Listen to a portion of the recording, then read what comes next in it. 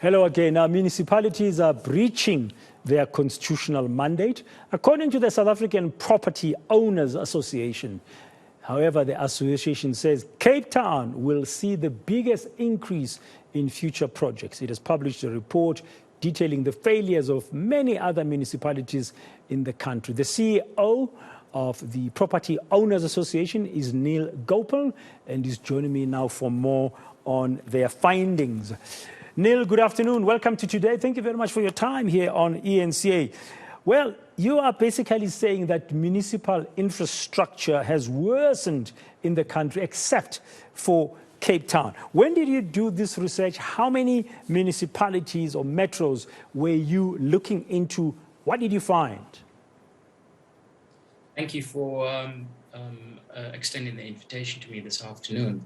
So when you say we are saying that, just bear in mind that we undertook the survey in the industry, and we represent close to 800 organizations, going from property owners to consultants, property managers, developers, architects, town planners. So it was a host of different membership categories that responded to the survey. The survey was concluded about 2 weeks ago, to be tabled, of course, at our annual conference at Sun City, which took place last week, Wednesday, Thursday, and Friday. Okay, and did you look into the large municipalities only, or was it a diversity of municipalities? So given the fact that most of our members' assets are owned in the largest metros, probably the top 15, we honed into those 15. Okay, and what did you find? What did you find?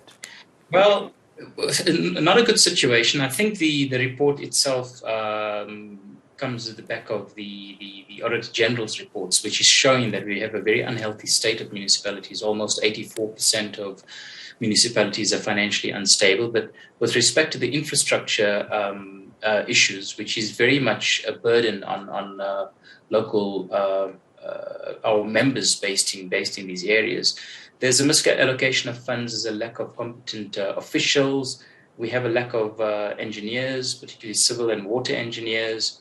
And so whilst Cape Town stands out to be almost world-class in nature from a development perspective, we do have certain concerns around the smaller municipalities. I mean, Nelson Mandela Bay and Fulani, eThekwini, showing a bit of strain when it comes to road infrastructure, water infrastructure, sewage. These are all starting to basically go backwards. Yeah. So the challenge then would be the future, I guess. If you find a picture like this, you and your members, you said over 800 different kinds of professions under your association, there'll be concern to say, how do we go forward? And there could be a decline in future projects in the badly managed municipalities. Most definitely. This obviously has a significant impact on investor confidence. If you want to put down billions or hundreds of millions of rands to build warehouses or office parks or even shopping centers, you need to have a local municipality that you can rely on with particular respect to infrastructure. Without that infrastructure, these assets cannot function in a normal environment. And ultimately, it has knock-on effects on employment within that specific area. Bearing in mind that a lot of these assets, particularly the shopping centers, are based in townships where they employ quite a number of people in those stores. So most definitely something to worry about. And from the municipality's perspective, there will be a drop in revenue with the resultant drop in developments taking place or not taking place. Yeah, and how big is the power issues affecting the municipalities and in terms of your members? I mean, has there been a big impact? I'm just asking this because just now we've got another index coming out of APSA today saying, I think it's a producers management index, saying that manufacturing has taken a big knock in September and the index has really dropped by a lot because of power problems. Most certainly. I mean, it's more than just power problems. So our members have installed a number of solar panels on their retail centers. But to try and sell that back into the grid, as far as local municipalities are concerned, that is becoming more and more challenging. Some of these assets are directly linked to Eskom. It's a bit easier to deal with.